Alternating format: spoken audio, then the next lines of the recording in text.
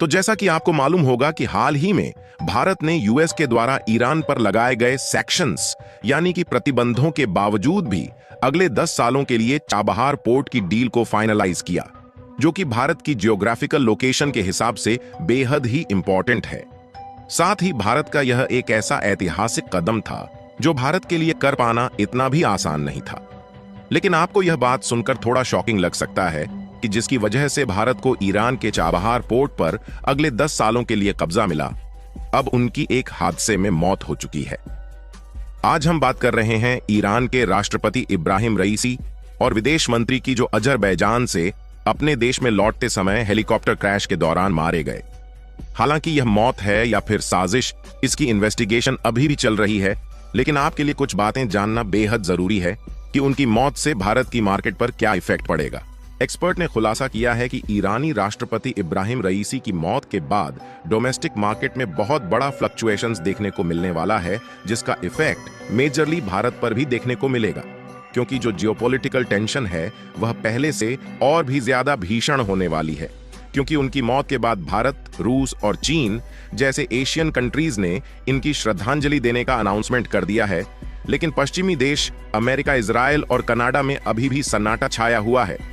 पूरी अपडेट क्या है इस वीडियो में समझते हैं, लेकिन आगे बढ़ने से पहले वीडियो को एक लाइक करके चैनल को सब्सक्राइब जरूर कर लीजिए, क्योंकि यह आपके लिए 1 सेकंड का काम है, लेकिन इससे हमारी काफी बड़ी मदद होती है। दरअसल हाल ही में हमने एक वीडियो के माध्यम से बताया था कि भारत ने जैसे तैसे करके कई सालों से पेंडिंग में चले आ रहे ईरान में मौजूद चाबहार बंदरगाह को अगले 10 सालों तक कब्जे में लेने की डील को फाइनल कर लिया। और यहाँ पर सोचने वाली बात यह है कि भारत ने ईरान के चाबहार बंदरगाह को ऐसे टाइम पर एक्वायर किया है जिस समय ईरान अमेरिका के कई प्रतिबंधों की मार झेल रहा है। इसे समझने के लिए आप इस मैप पर नजर डालें। यह है हमारा भारत देश, और भारत के उत्तर पश्चिम दिशा में समुद्री रास्ते आने पर मौजूद है ईरान देश, और ईरान के समुद्री छोर पर मौजूद है चाबहार पोर्ट। यह वही चाबहार पोर्ट है जो भारत को अगले 10 सालों के लिए लीज पर मिल चुका है। लेकिन आपके लिए यह जानना जरूरी है कि भारत और ईरान के बीच इस चाबहार पोर्ट की डील तो फाइनल हो गई थी, लेकिन अभी भी भारत को पूरी तरह से कब्जा नहीं मिला है, क्योंकि देखा जाए तो अमेरिका की तरफ से भारत पर भी प्रतिबंध लगाने की धमकी मिलना शुरू हो गई थी। लेकिन अब आपको जानकर बेहद ही दुख होगा कि ईरान के जिस राष्ट्रपति इब्राहिम रईसी और विदेश मंत्री हुसैन अमीर की वजह से भारत और ईरान के बीच चाबहार पोर्ट को लेकर अगले 10 सालों के लिए डील फाइनल हुई थी, उनकी हेलीकॉप्टर क्रैश के दौरान मौत हो गई। और भारत के लिए ईरान की इंपॉर्टेंस किस तरीके से है, इसका अंदाजा आप इस मैप को देखकर लगा सकते हैं। क्योंकि देखा जाए तो ईरान एक तरीके से पाकिस्तान की सीमा से सटा हुआ है, और अगर भारत ईरान से दूरियां बनाता है तो पाकिस्तान की तरह ईरान भी चीन के साथ मिलकर भारत के लिए खतरा बन सकता है। इसलिए भारत ने ईरान के साथ अपने पकड़ को मजबूत बनाए रखा। और अगर हम फाइनेंशियल ईयर 2023 की इस रिपोर्ट को देखें तो इब्राहिम रईसी के शासनकाल में ही भारत और ईरान के बीच हर साल लगभग $2.3 बिलियन का बायलैटरल ट्रेड हुआ है,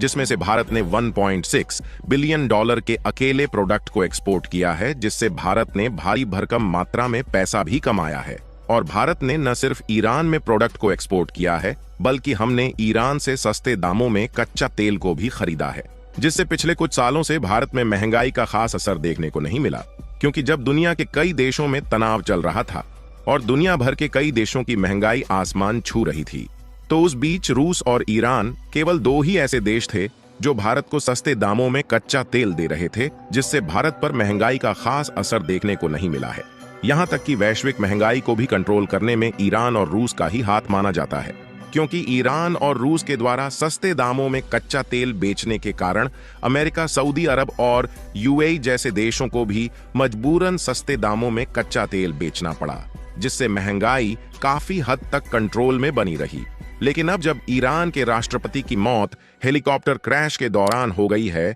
तो इस बात की उम्मीद जताई जा रही है कि इजराइल और ईरान के बीच जो युद्ध है वह और भी खतरनाक हो सकता है।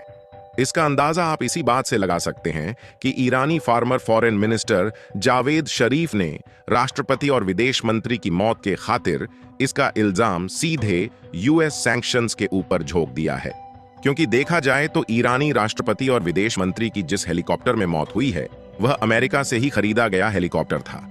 लेकिन यूएस सैंक्शन के कारण इस हेलीकॉप्टर की रिपेयरिंग जिस तरीके से होनी चाहिए उस तरीके से नहीं हो पा रही थी, बल्कि इसे डोमेस्टिकली ही रिपेयर किया जा रहा था। फिलहाल आपको बता दे कि जब से ईरान के राष्ट्रपति रईसी और विदेश मंत्री दोनों की मौत हुई है, तब से चारों तरफ कच्चे तेल और स्टॉक मार्केट को लेकर खबरें चल रही हैं। और हिंदुस्तान टाइम्स की इस रिपोर्ट को देखें तो कच्चे तेल की कीमत, गोल्ड और स्टॉक मार्केट, इन तीनों में बहुत बड़ा फ्लक्चुएशंस आने वाला है।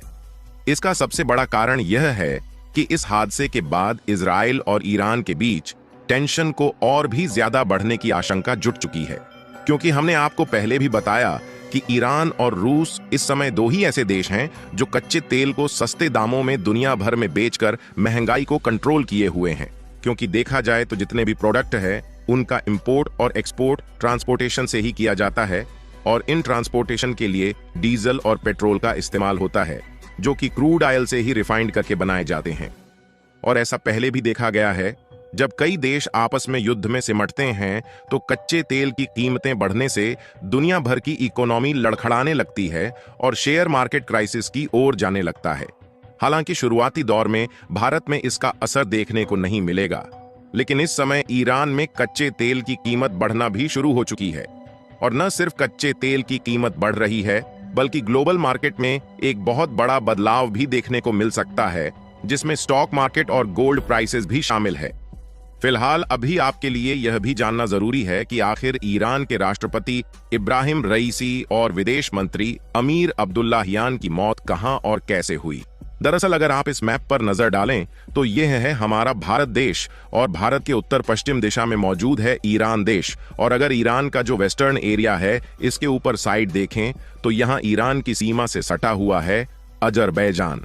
और यहीं पर ईरान के राष्ट्रपति और विदेश मंत्री दोनों एक साथ अजरबैजान के एक डैम का उद्घाटन करने के लिए गए हुए थे। और 19 तारीख को जब अजरबैजान से अपने देश लौट रहे थे तो ईरान के वेस्टर्न एरिया में, जहां पर काफी ज्यादा पहाड़ वाले इलाके मौजूद हैं, वहीं पर इनका हेलीकॉप्टर क्रैश होता है। लेकिन सोचने वाली बात यह है कि उनके साथ 2 हेलीकॉप्टर बगल में थे, लेकिन वह दोनों हेलीकॉप्टर सही सलामत लैंडिंग कर जाते हैं। लेकिन इन्हीं का हेलीकॉप्टर क्रैश होता है, और इस पहाड़ी जंगल वाले इलाकों में बड़ी मुश्किल से उनके हेलीकॉप्टर का पता लगाया जाता है, जो कि अपने आप में ही एक क्रिटिकल टास्क था। बाकी आप लोगों को क्या लगता है कि इन सब की बावजूद भी भारत चाबहार पोर्ट की डील को एक्वायर करने में कामयाबी हासिल करेगा या नहीं? अपनी राय कमेंट में जरूर बताएं, और इस वीडियो को एक लाइक करके अपने मित्रों तक शेयर जरूर करें ताकि उन्हें भी जानकारी मिल सके। इसी तरह और भी नॉलेजेबल वीडियो देखने के लिए चैनल को सब्सक्राइब करके